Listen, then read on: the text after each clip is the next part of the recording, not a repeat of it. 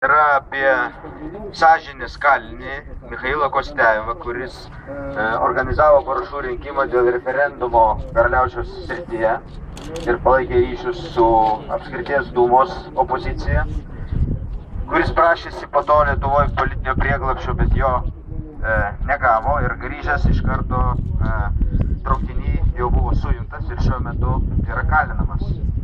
Ir jau yra pirmas teismo sprendimas, pirmos instancijos įkalinti jį 2 metams. Antros instancijos teismas įvyks birželio 5 dieną. Aš šiuo atveju nekaltinu Užsienio reikalų ministerijos, kad jį ką nors pažeidė. Žinoma, 6 mėnesių termino Michailas Kostiajevas čia Lietuvoje neįslaukė, bet pajutęs, kad to prieglobsčio negaus, grįžo. Tai yra moralinė atsakomybė.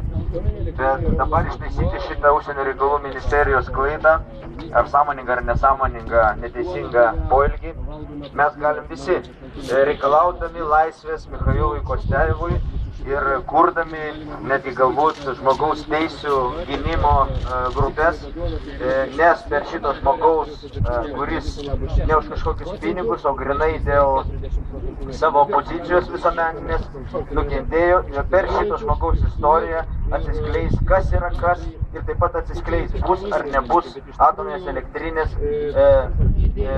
mūsų regione, bus ar nebus branduolinis Lietuvos puolimas. Tai laisvė Michailui Kostiajevui.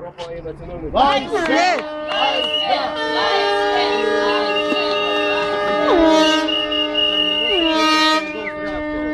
Laisvė!